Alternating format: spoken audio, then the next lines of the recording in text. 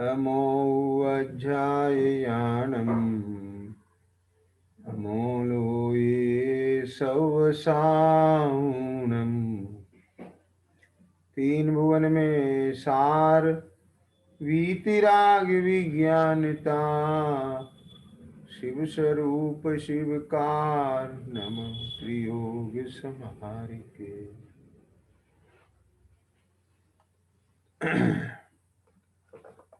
छड़ाला जी के आधार से अपना स्वाध्याय चल रहा है।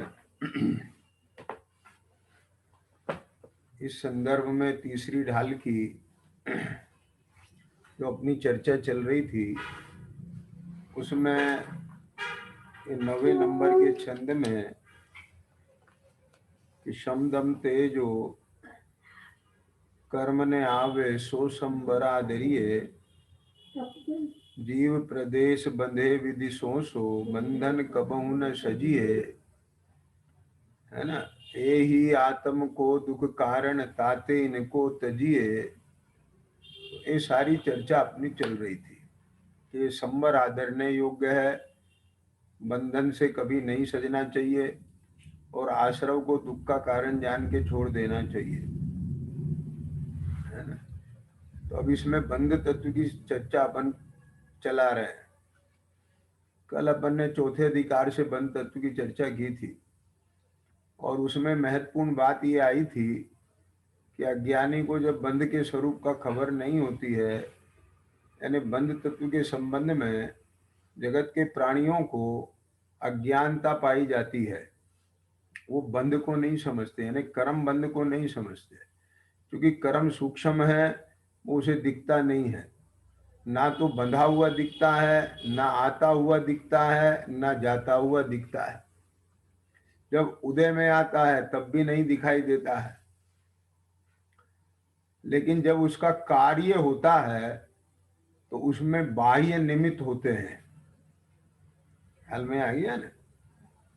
तो जो बाह्य निमित्त होते हैं उनमें वह किसी ना किसी वस्तु को, व्यक्ति को, स्थान को, काल को, कुछ भी पकड़ लेता है और उसके माथे अपने ठीकरी को फोड़ देता है।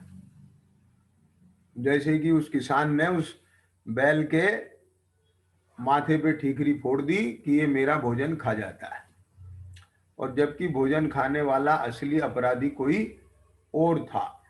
तो यहाँ भी ये जीव जब जब भी इसको सुख दुख का वेदन होता है तो नियम से उसकी ठीकरी दूसरे के माथे पे फोड़ता है।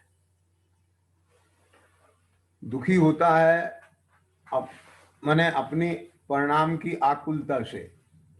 परिणाम आकुलित होते हैं स्वयं के मिथ्यात्व से, असंयम से, है ना, कषाय से, ख्याल में आ गया, प्रमाद से। है? उदय आता है कर्म बंध का, और दुख का कारण सुख का कारण समझता है परद्रव्यों का। तो एक ये कल जो सारभूत बात निकल के आई थी, ये बहुत ही चिंतन का विषय है। और एक बार अपने को सर्व प्रकार से बिल्कुल ये निर्णय में लाना चाहिए, प्रतीति में लाना चाहिए कि हाँ, बंध का स्वरूप है ये। और फिर इसको अपने प्रवृत्ति में, अभ्यास में लाना चाहिए। ख्याल में आया ना। जब जब भी इसको कहीं भी आकुलता होती है तो उसका जो कारण है वह परद्रव्य को मानता है। तो वो परद्रव्य हमें कारण ना दिखाई दे, कर्म बंध कारण दिखाई दे। ये जो कुछ भी वर्त रहा है ये मेरे द्वारा अज्ञानता में बांधे हुए कर्मों का उदय है। खत्म बात। क्या कहा? मेरे ही अपराध का फल है। आई समझ में कि नहीं आई? जो कुछ भी हो रहा है ये बिल्कुल निश्चित समझ लेना चाहिए हमको, एकदम क्लियर, कि यदि अपना कर्मबद्ध नहीं, कर्म बंध, अपने कर्म बंध ना हो तो उदय किसका आएगा? जो कर्म बंधे हैं सत्ता में, उदय में तो वही आएंगे ना आपादा काल को छोड़ करके। और कब तक उदय में आएंगे? जितनी उनकी स्थिति बांध रखी है। कितना फल देंगे? जितना उनमें अनुभाग पड़ा हुआ है। तो वो स्थिति और अनुभाग का जिम्मेदार कौन? कि मेरे ही पूर्व में भाए हुए कसाय के भाव। समझ में? स्वयं के योग से तो प्रकृति प्रदेश बंद हुआ, और उस वक्त की कसाय परिणामों से उनकी स्थिति बंदी, और उसमें फलदान शक्ति आई, अनुभाग आया। तो इसका पूरा का पूरा जिम्मेदार मैं खुद हूं, कोई दूसरा नहीं है। क्या कहा? दूसरे को मानना नया मिथ्यात्व। और सुनना ध्यान से जरा, अपनी मान्यता सही हो गई संजय, कि अपनी मान्यता सही हो गई कि कोई दूसरा नहीं है, ख्याल में आ गया ना। लेकिन तो भी कसाय के उदय में पर पदार्थ से राग द्वेष करते हैं। राग द्वेष होता है क्यों? कि उस उदय में जुड़ना हो जाता है।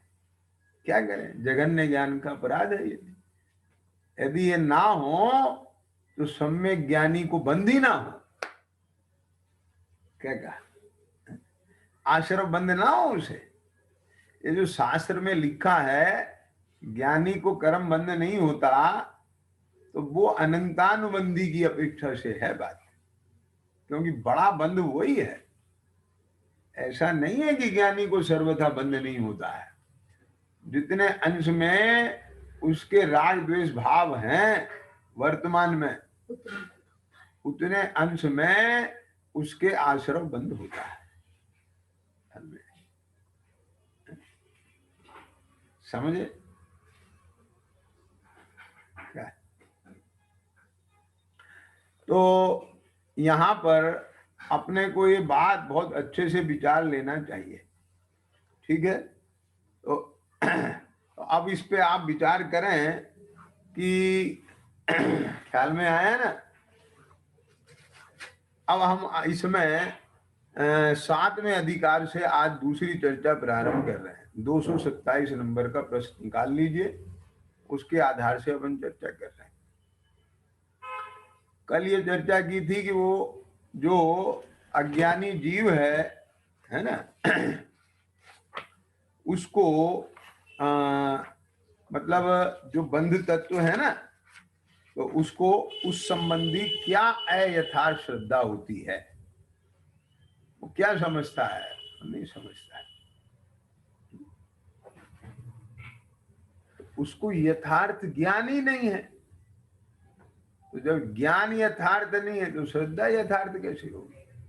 तो अयथार्थ ज्ञान है और अयथार्थ श्रद्धा है। अब जो चर्चा कर रहे हैं ये कर रहे हैं कि वो बंध तत्व को अन्यथा रूप में कैसे दिखता है। ख्याल में आ गया ना? तो देखो, तथा बंध तत्व में जो अशुभ भावों से नरकादि रूप पाप का बंध हो, उसे तो बुरा जानता है, और जो शुभ भावों से देवादि रूप पुण्य का बंध हो, उसे भला जानता है। अब ये सबसे पहले अपन अपने अंदर में झांक के देखें। ये दो फल आ गए। एक तो आया नरकादि रूप फल, और एक आया स्वर्गादि रूप फल। अब ये नरकादि रूप फल किसका है? कि पाप बंध का फल है। ये पाप बंध किससे होता है? कि अशुभ भावों से होता है। तो परंपरा से देखें तो कहने में आएगा अशुभ भाव का फल नरक है। ध्यान से सुनना जरा। अब भला किसे जाना देव गति को, सुख को, देव गति के सुख को, है ना। ये किसका फल है कि पुण्य बंध का फल है।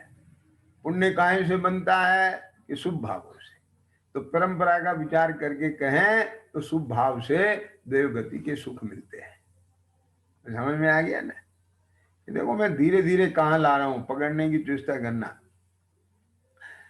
तो इसने जिसने नरकादि को दुख रूप माना, बुरा माना, उसने अशुभ भाव को बुरा माना। ख्याल में आ गया ना। तो उसका कारण अशुभ भाव है। क्या? और जिसने स्वर्ग आदि के सुख को भला जाना तो उसने उसके कारण रूप भाव शुभ भावों को भला जाना। क्या कुछ समझना, जरा बारीक बात बताने जा रहा हूं मैं। अब इस अज्ञानी जीव ने अशुभ भाव को बुरा तो जाना, लेकिन कहां से? अशुभ भाव की प्रकृति से बुरा नहीं जाना, उसने उसके फल से उसे बुरा जाना। क्या इन्हें जो अशुभ भाव है ना, पाप भाव, वे तो इसे बढ़िया लगते हैं। क्या हिंसा में मजा आता है, चोरी में मजा आता है, झूठ में मजा आता है, कुशील में मजा आता है, परिग्रह में मजा आता है। बोलो आता कि नहीं आता है? क्या है ना।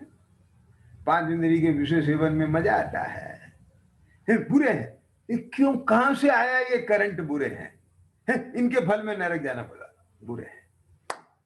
ये विरुद्धता है।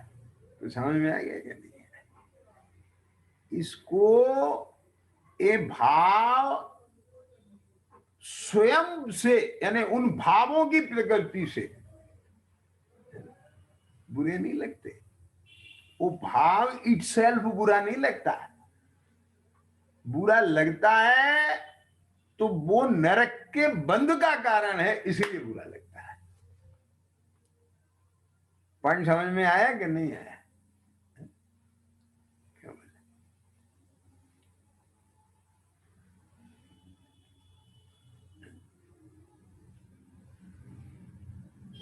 ये पुण्य भाव में भी प्रवृत्ता है, भगवान की भक्ति में भी प्रवृत्ता है। तो तुम्हें बता दें, भक्ति में शक्ति है, उस शक्ति को देख देख के भक्ति में प्रवृत्ता है। क्या ये भक्ति का फल बहुत बड़ा है, वो फल को देख देख के भक्ति में प्रवृत्ता है। क्या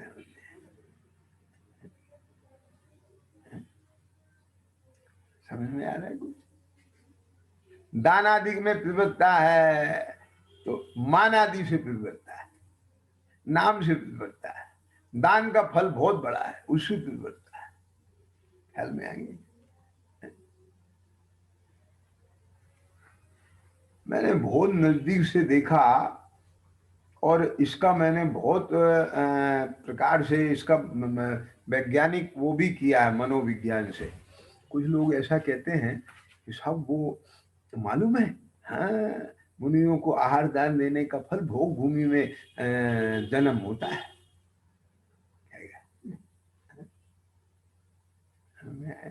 वो अंदर दिमाग में प्रोग्राम पड़ गया। क्या होता है? आहार दान के फल से भोग भूमि में जन्म होता है। वो भोग भूमि के सुख भी पढ़ रखे हैं, सुने भी हैं।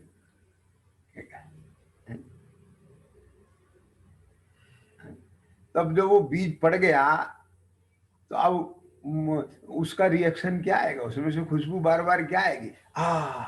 आरदान, आरदान, अरे फटाफट आरदान मिले, आरदान, आरदान, आरदान, आरदान। ख्याल में आएगी?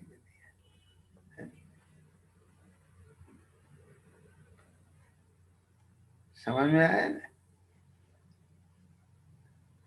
इसको जो इतनी महिमा आ रही है, इतनी बेचैनी हो रही है, इसे आहार वार से को मतलब नहीं है। ठीक है, समझे? इसको कहां से आ रहा है ये उत्साह? क्या है? ये ताकत कहां से आ रही है इसके अंदर? कषाय शक्ति की ताकत है।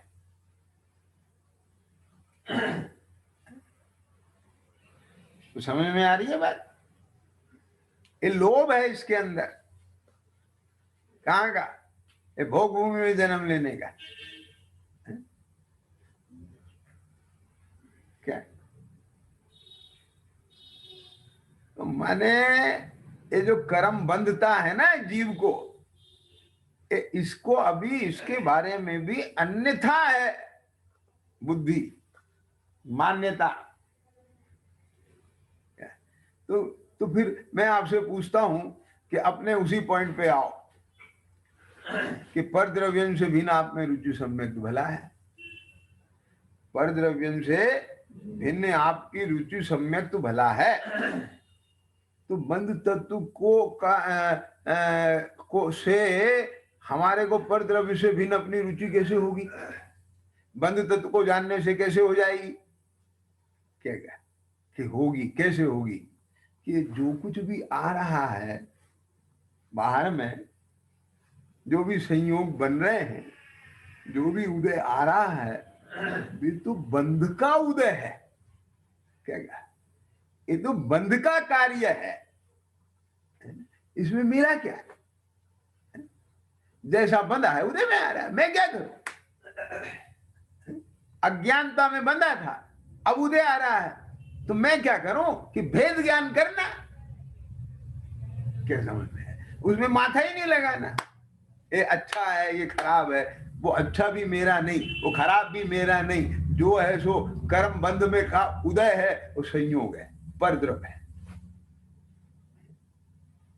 ये रिजल्ट निकल के आए तो तेने बंधु तत्व का स्वरूप जाना है।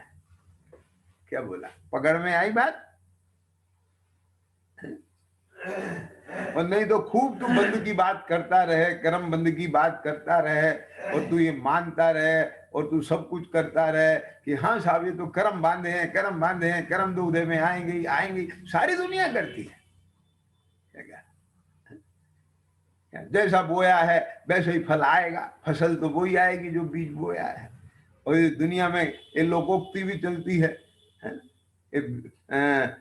बीज बोए बबूल का, आम कहां से हुए। देखो तत्वज्ञानियों ने नहीं लिखा है, ये तो दुनिया के लोगों ने लिखा है। ये तो लोक व्यवहार की उक्ति है। क्या कहा? समझ में आ रही है कि नहीं आ रही है? कि बीज बोए बबूल का तो आम कहां से होए, ये तो लोगों की उक्ति है। वे भी तो कर्म बंध को मान रहे हैं कि नहीं मान रहे हैं? कि आपने जैसा बोआ है वैसा काटो, जैसा बांधा है वो आ रहा है।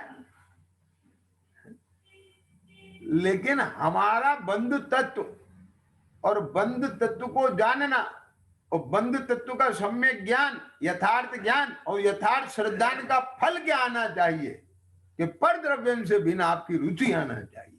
यदि ये रिजल्ट नहीं आया है तो हमने बंध तत्व का स्वरूप यथार्थ नहीं जाना है।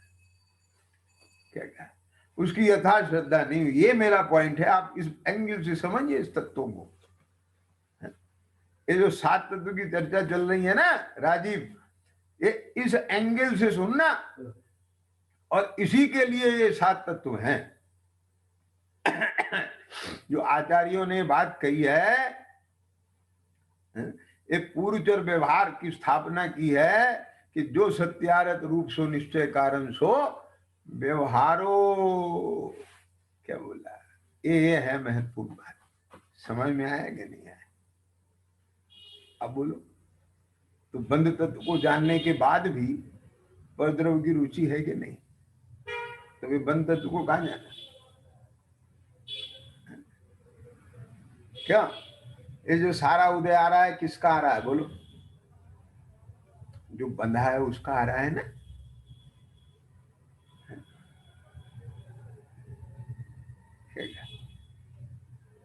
और ये बांधा कब था?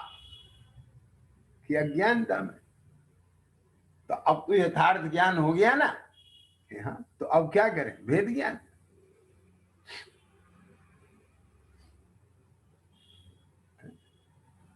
और अगर भेद ज्ञान नहीं करेगा, उससे भिन्न नहीं पड़ेगा, उस कर्म का उदय कहाँ आएगा कि पर में। तो पर से भिन्न नहीं पड़ेगा, पर से विरक्त नहीं होगा, तो उसी में फिर राग द्वेष करेगा, और राग द्वेष करेगा तो नया आश्रव बंद होगा। और यदि सम्यक स्वरूप समझेगा तो पर द्रव्य से भिन्न पड़ेगा, और वो जो ज्ञान है तेरा उपयोग है, जो चेतना है, वो पर द्रव्य के सन्मुख न जाके वहां से विमुख होगी, अपने स्वभाव के सन्मुख होगी। अपने को कुछ नहीं लेना देना, ये बाहर झगड़ा के अपना कुछ नहीं हो रहा है, ये हल्ला कैसा मच रहा, अपना कुछ नहीं हो रहा है, तुम अपना काम करो। क्या गजब बात है? क्या समझ में आए? ये गालियां कौन सुना रहा है? उदय आ रहा है, उपरा में चेतना उसमें मत लगाओ, सुनने में मत लगाओ, देखने में मत लगाओ। क्या कहा? तो अपनी चेतना अपने में लगाओ। वो तो बंद का कार्य चल रहा है, वो तो बंद का उदय चल रहा है। ये जो हो रहा है ये अनहोनी नहीं हो रही है। क्या? किसी के किया हुआ नहीं हो रहा है। क्या? तू ये जो हो रहा है ना, इसका तू किसी परद्रव को करता मत मान, ये तेरे ही पूर्वोपार्जित कर्म का उदय है। पहले अज्ञानता में जो गलती की है, अब नया ज्ञान मत करो, नहीं फिर कर्म बांधोगे और फिर उदय में आएंगे। तो देखो क्या कहते हैं, बंध तत्व में जो अशुभ भावों से नरकादि रूप पाप का बंध हो, उसे तो बुरा जानता है, और शुभ भावों से देवादि रूप पुण्य का बंध हो, उसे भला जानता है। ख्याल में आ गया ना? परंतु सभी जीवों के दुख सामग्री में द्वेष और सुख सामग्री में राग पाया जाता है। परंतु सभी जीवों के दुख सामग्री में द्वेष और सुख सामग्री माने इंद्रिय सुख की सामग्री में राग पाया जाता है ना? सो इसके भी राग द्वेष करने का ही श्रद्धान रहा।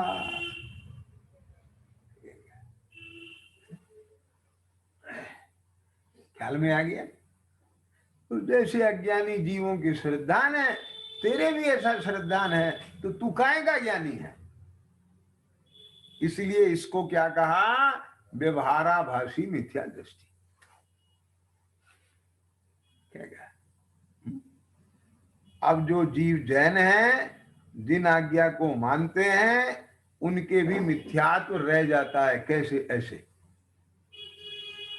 क्या कहा? अब वो गलत, ये बात सही है। क्या कहा? कि अशुभ भावों से नरकादि रूप पाप का बंध होता है। नरक गति के कारण रूप पाप भावों का बंध होता है अशुभ भावों से। सही बात है। और शुभ भावों से पुण्य बंध से देवादि की फल की प्राप्ति होती है। सही बात है। बात तो आगम से सही समझी, पर अभिप्राय वही अपना का अपना पूरा का पूरा पुष्ट किया। क्या कहा? कुछ समझ में आई कि नहीं आई बात? आगम से बात तो पकड़ ली, पाप अशुभ भाव से पाप भाव बंद होता है, और उससे फिर नरक आदि मिलते हैं। शुभ भावों से पुण्य बंद होता है, उससे स्वर्ग आदि मिलते हैं। ये बात तो सही पकड़ी, लेकिन पुष्टि किसकी की? इसने अशुभ को छोड़ के शुभ को क्यों पकड़ा? क्या समझ में आया? अब फिर उधर पाप आश्रव को हे जाना, पुण्य आश्रव को उपाधे जाना। तो ये आश्रव की भी भूल खड़ी हो गई। कुछ समझ में आया कि नहीं आया? क्या कहा? ये आश्रम में पढ़ाया था कि जो हिंसादि रूप पापाश्रम है उन्हें हे जानता है, हिंसादि रूप पुण्याश्रम उन्हें उपाधि मानता है। कुछ भी है, जब तक इसे सम्यक तत्व ख्याल में नहीं आएगा, वो वहीं का वहीं, वहीं का वहीं, वो कोलू के बैल की तरह घूमता रहेगा और वहीं का वहीं मिलेगा। क्या समझ में?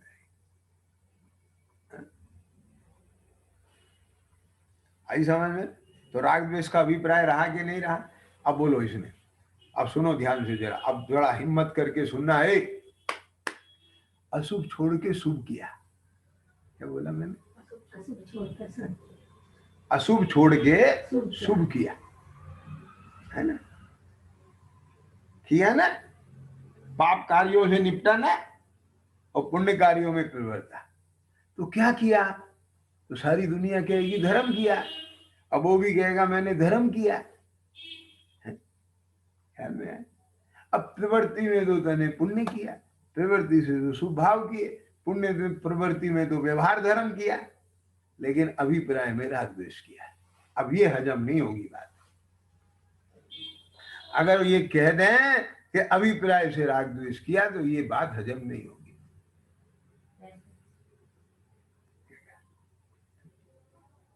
लगेगा आपको, लगेगा हम राग द्वेष कर रहे हैं। क्या कहा? आप वहां क्यों गए? कि राग द्वेष से। क्या कहा? बोलो मुझे बता, वहां क्यों नहीं गए? राग द्वेष से। पाप कार्यों को क्यों छोड़ा? द्वेष से। पुण्य कार्यों को क्यों पकड़ा? कि राग से। एक क्यों? कि हमें स्वर्ग से राग है, नरक से द्वेष है। कुछ बात समझ में बैठी कि नहीं बैठी?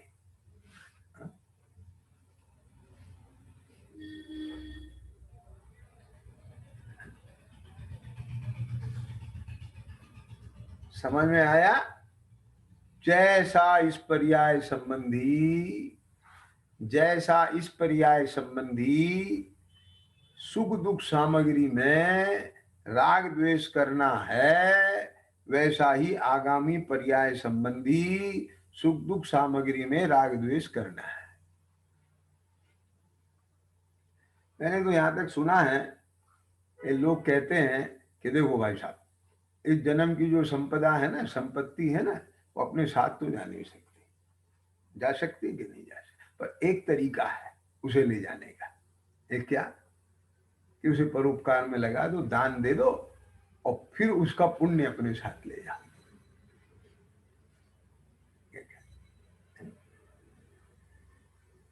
समझ में आया कि नहीं है? तो बिजनेस माइंड है ये। तो ये हवाला हवाला हवाला, यही तो सब होता है उसमें। बाहर में कुछ दिखता नहीं, वो सब इधर का उधर चलता है। क्या समझ में आई? मतलब ये मेरा, ये मेरा, और मैं अपने साथ ले जाऊंगा इसे। तेरे को पुण्य साथ ले जाने की इतनी चिंता है, और अपनी पवित्रता, अपनी शुद्धता की कोई चिंता नहीं।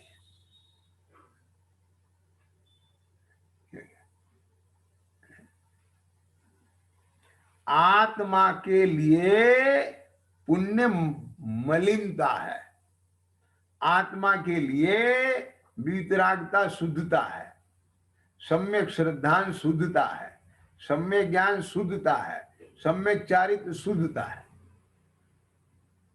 और जितने अंश में होए उतनी शुद्धता है। तेरा ध्यान यहाँ होना चाहिए, तेरे को बहुमान यहाँ का होना चाहिए, तेरे को महिमा यहाँ की होनी चाहिए, तेरे को कीमत इसकी होनी चाहिए, तेरे को यतना इसका होना चाहिए। और पुण्य का, अरे जिसको इसका होगा उसके पुण्य अपने आप बंधेगा। ये पाप भाव है क्या?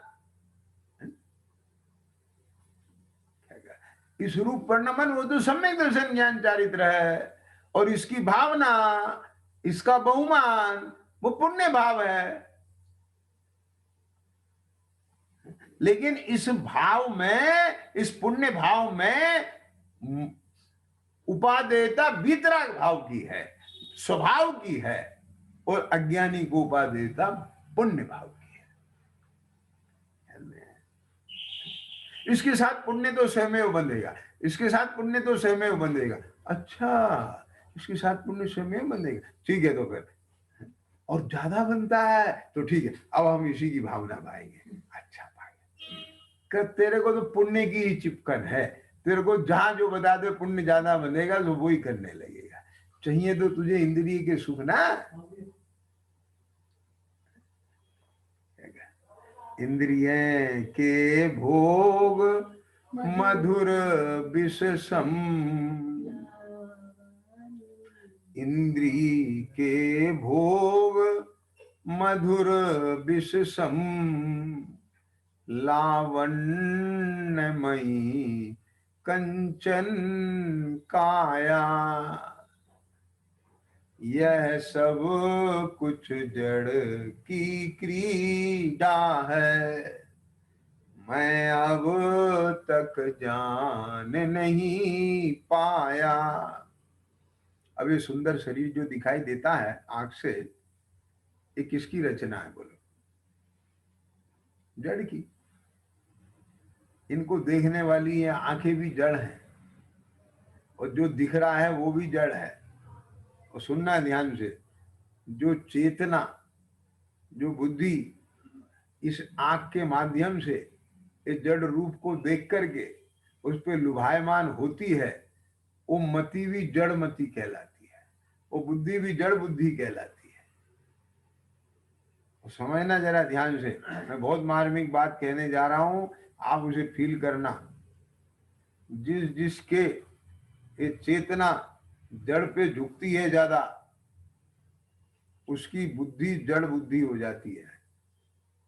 जड़ बुद्धि हो जाती है मैंने चेतना में खिलावट नहीं रहती, चेतना में विशुद्धता नहीं रहती, चेतना में प्रसन्नता नहीं रहती, चेतना में हल्कापन नहीं रहता है, दबाव में रहता है, वो भारी रहता है, बोझिल रहता है, वो आकुलित रहता है। वो क्यों? वहां आत्मिक गुणों का खिलावट नहीं आती है, वहां वैभाविक ही आते हैं सारे भाव।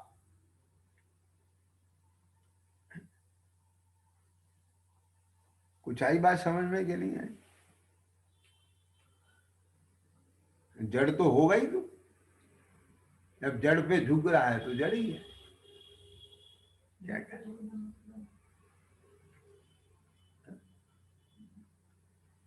जिसको जितनी जड़ पदार्थों की कीमत आती है, महिमा आती है, जड़ की तरफ जिसका जितना झुकाव जाता है, एक एक इंद्री के विषय की बात कर रहे हैं हम यहाँ। हाँ, सुंदर रूप, स्पर्शन इंद्री के भोग, रसना इंद्री के भोग, कर्ण इंद्री के भोग, घ्राण इंद्री के भोग,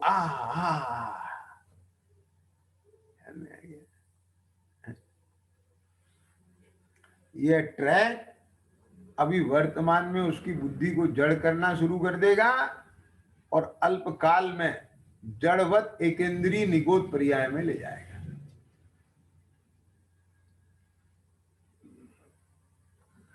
अब करो उसमें, जाओ लोगो,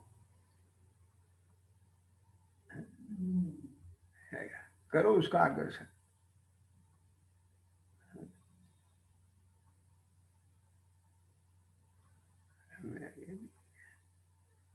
इसे मालूम नहीं है, इसे ऐसा लगता है कि ये सब तो होता है, होता है। हाँ होता है ना, होता है, लेकिन इसका फल भी होता है, इसके कर्म बंध भी होते हैं, ये मत भूल जाना। हाँ, क्या क्या कर्मों के दया नाही।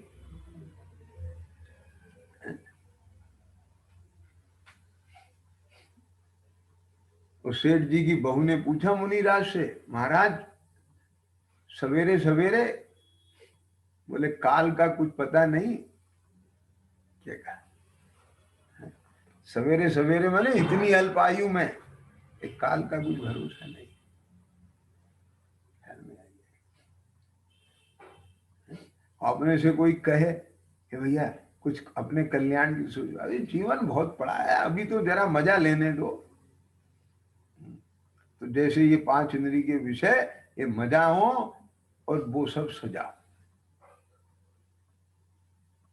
बोलो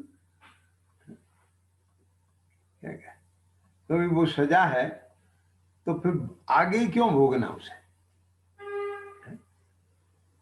क्या, तो आगे करेंगे, आगे देखेंगे। वो अगर सजा है तो आगे भी क्यों है? अब वो यदि मजा है, सुख है, तो अभी क्यों नहीं? लेकिन कुछ निर्धार नहीं है, मतवाले की तरह से, कभी माता को पत्नी, पत्नी को माता, कभी पत्नी को पत्नी, माता को माता, कुछ भी कहे तो भी सियाना नहीं है। क्या कहा?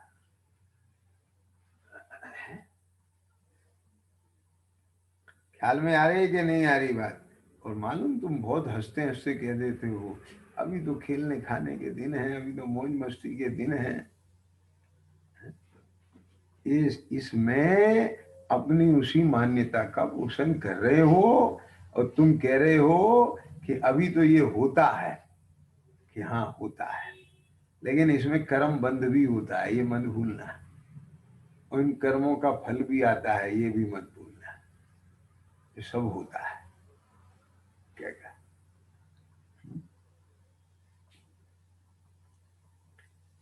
आ गया ना? आजकल ट्रैफिक वालों ने कैमरे लगा दिए, तो ये कहता है गाड़ी में बैठ के कोई नहीं देख रहा है, निकाल लो, घर चलान आ जाएगा। अब वो कैमरा तो बड़े ही फेल हो जाए, एक कर्मों का कैमरा फेल नहीं होता। ये तो प्रत्येक समय बंद रहे हैं, सब आई थी चर्चा।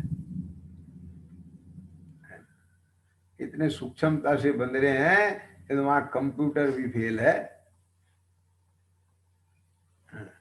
ईमानदार हैं ये सब, बिल्कुल पूर्ण ईमानदारी से उसी भव में, ख्याल में उसी पर्याय में, गर्भ कल्याणक मन चुका, जन्म कल्याणक मन चुका।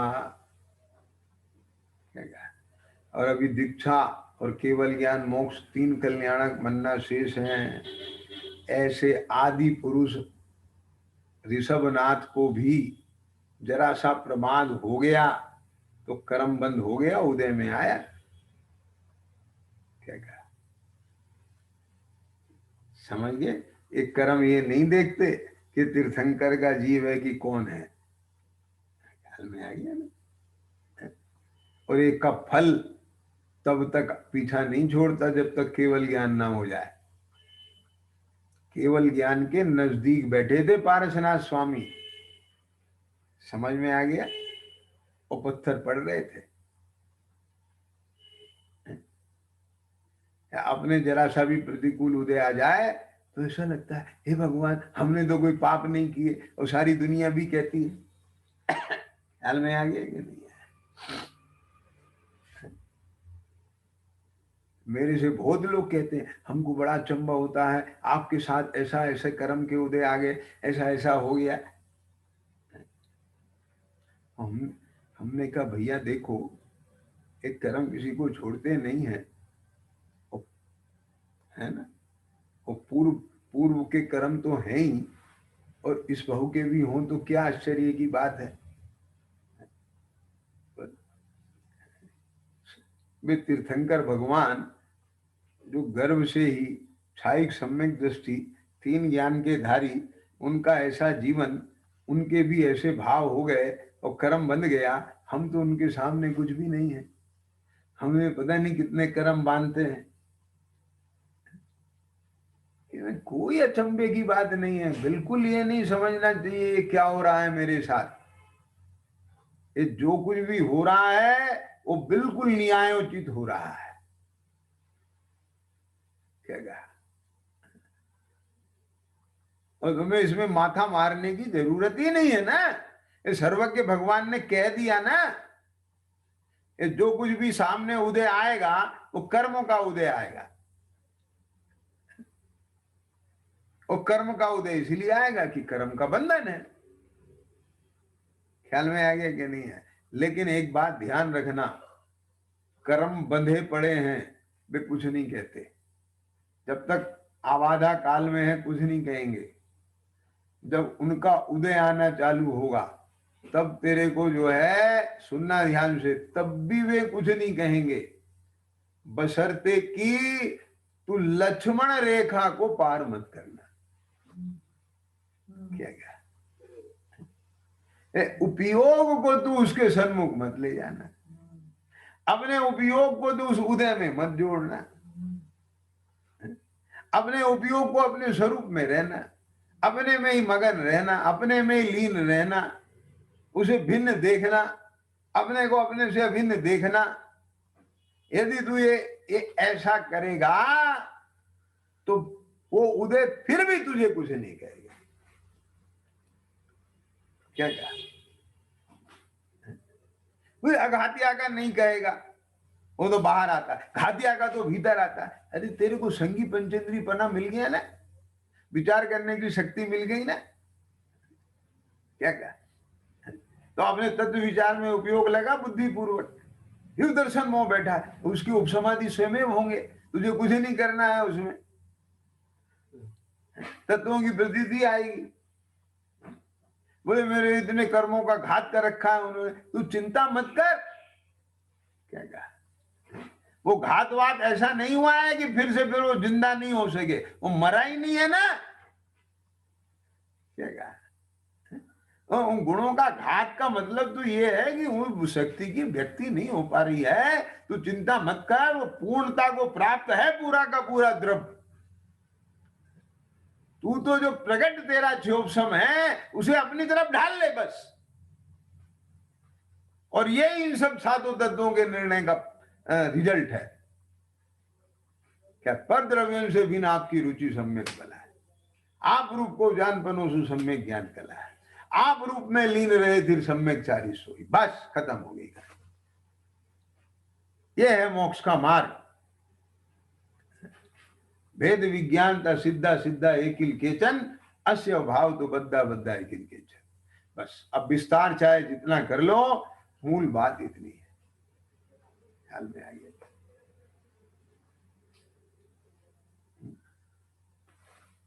क्या कहा? देखो कितना एकदम क्रोश हो गया, पूरा कट्टा, कितना बार ये सब खत्म, सब डिलीट, एक सेकंड में डिलीट। क्या बोला? क्या कहा? एक सेकंड में डिलीट किया, एक सेकंड में डिलीट। ये क्या कह रहे हो? ये वकील साहब ने 4 घंटे बहस की है और तुमने 1 मिनट में कुछ नहीं कहा। यही तो बात है कि तुमने सारा इतना कर्म के उदय दिखाए, संयोग दिखाए, ये सब बताए, लेकिन यहां कानून ये कहता है कि कर्म का उदय कर्म में ही आता है। क्या बोला? समझ में आ गया? तो जितना भी ये सब बाहर में, और एक चीज बता दें संजय तुम्हें, अज्ञानी को एक कर्म बंध भी कौन सा दिखता है? अघातिया का दिखता है। घातिया को तो वो समझता ही नहीं है। समझ में आया कि नहीं है? बाहर बाहर के दिखते हैं, ऐसा हुआ बाहर में, ऐसा हुआ, अपने कर्मों का फल है। और तेरे भीतर ये मोह चल रहा है, ये राग द्वेष चल रहा है, ये क्या आ रहा है? तेरे ज्ञान दर्शन की जो हीनता हुई है, ये क्या है? इसकी कुछ खबर नहीं है उसे। ख्याल में आ गया? इससे पता चलता है तेरा देह में एकत्वपना पूरा का पूरा है। इससे पता चलता है कि तेरे 5 इंद्रियों में, विषयों में सुख बुद्धि पूरी की पूरी है। क्या कहा? मैं आपसे एक बात पूछता हूं, विचार करने की बात है।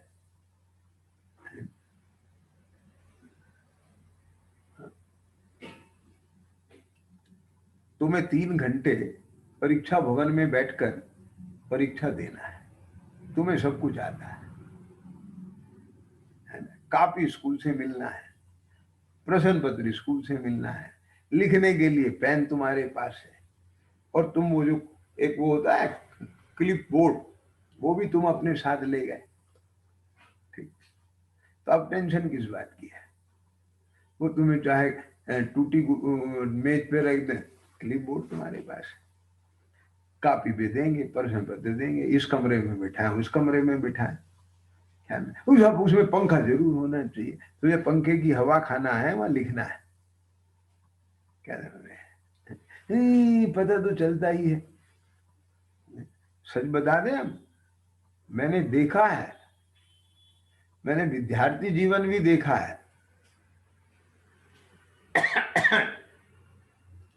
और कॉलेज में प्रोफेसर का जीवन भी देखा है, पढ़ाया भी है ना, तो वहां भी देखा है बच्चों को, जिसको लिखने में होता है 3 घंटे कब बीत जाते हैं पता नहीं चलता। क्या समझ में आ गई बात? कौन आया कौन गया कुछ नहीं, ये ऐसे चुटकी में निकल जाते हैं। वहां उसे वो कमरा देखता है, वो तो वो देखता है जिसको अपना काम नहीं होता है, कैसा है, ये कौन कौन लोग बैठे हैं, कैसे कपड़े पहन के आए हैं, क्या कर रहे हैं, ये टीचर कैसा है, ये फलाना कैसा है। समझ में आया कि नहीं है? ये अपने को अपना काम करने में इतनी मगनता होना चाहिए। ख्याल में आया? आप बनावे आप ही खावे आवत नहीं अघावे। ख्याल में आया कि नहीं आया? मैं ही मेरा करता धरता। ख्याल में आया? बस अपने में अपना काम करना है। भगवान सर्वज्ञ देव ने अपने पंच परमेष्ठी मिल गए, उन्होंने कह दिया है, पर में जो खोजा न भगवान पाया, संसार को ही है तूने बढ़ाया, देखो निजातन की ओर तेरा प्रभु तुझ ही में डोले। अब उन्होंने हमारा प्रभु हमें बता दिया है, तो अपनी प्रभुता अपने में पहचान ली है, तो अपनी प्रभुता को प्रकट करने के लिए अपना सारा का पुरुषार्थ भीतर करना है कि बाहर करना है? बाहर दिखता रहेगा जब तक, बाहर कुछ हो सकता है क्या? ध्यान में आए? ना संयोगों को देख देख के कुछ होगा, ना संयोगी भावों को देख देख के कुछ होगा, ना अपने संयोग संयोगी भाव देख के कुछ होगा, ना दूसरों के संयोग संयोगी भाव देख के कुछ होगा। जो कुछ होगा अपना स्वभाव देख के होगा। तो इसलिए अपने स्वभाव को देखने में इतना समय लगा दो कि किसी के संयोग और संयोगी भाव ना दिखे और अपने भी संयोग संयोगी भाव ना दिखे। जो कुछ भी हो रहा है वर्त रहा है सब कर्म हो जाए। ख्याल में आ गया? और कभी उनके साथ जुड़ना हो भी जाए, राग द्वेष रूप वर्तन हो भी जाए, ख्याल में आ गया? आप हाईवे पे चल रहे हैं, कभी कभी ऐसा होता है अपनी गाड़ी को साइड की सड़क पे उतारना पड़ जाता है। अब उतर गई तो इसका मतलब ये थोड़ा ही है कि हाईवे छूट ही गया उस पे चलेगी गाड़ी ना। ख्याल में आए? मौका देख के फिर हाईवे पे ले आओ। चलाने लायक तो हाईवे ही है। समझ में आ गया क्या नहीं है? तो भी न्याय मार्ग से मेरा कभी ना पटे। ये भेद ज्ञान का मार्ग, तत्व ज्ञान का मार्ग, सम्यक ज्ञान का मार्ग, ये ही इसी में ही चलने लायक है जीवन। अरे ये कर्म के उदय तो मेरे हैं नहीं, लेकिन उन उदयों के जुड़ने पर जो ये औदैहिक भाव आए हैं, उपाधिक भाव आए हैं, ये भी मेरा स्वरूप नहीं। वहां से भी भिन्न पड़ और वह अपने स्वरूप की शरण में आ जाए। अज्ञानी को कुछ खबर नहीं है। समझ में आ गई बात? वो तो बंध को भी जानता है कि इन भावों से नरक आदि पाप का बंध होता है, इन भावों से स्वर्ग आदि पुण्य का बंध। उसमें भी राग द्वेष पड़ा है। अगर देह में एकत्व बुद्धि ना हो तो इंद्रिय सुख में सुख बुद्धि में आ गई। जिसके देह में एकत्व बुद्धि है उसके नियम से 5 इंद्रिय के विषयों में सुख बुद्धि है। जिसके पंचेंद्रिय के विषयों में सुख बुद्धि है, उसको नियम से देह में एकत्व बुद्धि है। ख्याल में आ गया ना। तथा शुभ अशुभ भावों से पुण्य पाप का विशेष तो अघातिया कर्मों में होता है, परंतु अघाती कर्म आत्मगुण के घातक नहीं है। शुभ अशुभ भावों में घाती कर्मों का तो निरंतर बंध होता है, चाहे वो शुभ उपयोग में चले चाहे वो अशुभ उपयोग में चले। घातिया कर्म का तो बंध निरंतर होता है, उसकी सर्व प्रकृति पाप रूप होती है, मैंने पहले भी बहुत बार कहा, और वही आत्मगुण के घातक हैं। इसलिए अशुद्ध भावों से कर्म बंध होता है। अशुद्ध माने शुभ हो या अशुभ हो, ये दोनों ही भाव अशुद्ध भाव हैं, उनसे कर्म बंध होता है। ध्यान से सुनना, अब ये असली बात है, उनमें भला बुरा जानना, बस वही मिथ्या श्रद्धान है। शुभ भाव से पुण्य बंध होता है, उसमें देवादिक मिलते हैं, ये जानना मिथ्या नहीं है, ये तो यथार्थ है। अशुभ से पाप बंद होता है, नरकादि में जाता है, ये जानना मिथ्या नहीं है, ये तो यथार्थ है। ख्याल में है। लेकिन उसे भला उसे बुरा क्या समझ में आया, और भला बुरा जान करके वहां बहुत दुख है और वहां बहुत सुख है, ऐसा जान करके मां से बच के वहां लगे, तो फिर उसके मिथ्या अभिप्राय होने के कारण मिथ्या श्रद्धान खड़ा रहा। ये बात कहते हैं। बात समझ में आ गई कि नहीं? अब इसकी आड़ में कुछ कोई ये कह देते हैं, ये देखो साहब बात ऐसी है, नरक में चला जाएगा तो वहां धर्म के निमित्त नहीं मिलेंगे, स्वर्ग में जाएगा तो वहां धर्म के निमित्त मिल जाएंगे। ख्याल में है। तो स्वर्ग में देव भी बन गया, फिर तीर्थंकर के समूह शरण में जाएगा तो वहां हो जाएगा। लेकिन भैया ऐसा नहीं है, जिसको होना है उसको साथ में नरक में भी सम्यक दर्शन की प्राप्ति हो जाती है, और जिसको नहीं होना है वो स्वर्ग में जाकर के भी तैते चैथावर्तन धरे। ये बात नहीं है। हाँ, ये बात ठीक है, नरकादि से स्वर्ग आदि भले हैं किसी अपेक्षा से, लेकिन ध्यान से सुनना, तू इसकी आड़ में अपनी वासना को पुष्ट कर रहा है। क्या बोला? समझ में आया कि नहीं आया? और जिसको ये वासना नहीं होती उसको नरकादि होते ही नहीं है। ध्यान में आगे, सहजानंदी शुद्ध स्वरूपी अविनाशी मैं आत्म स्वरूप, सहजानंदी शुद्ध स्वरूपी अविनाशी मैं आत्म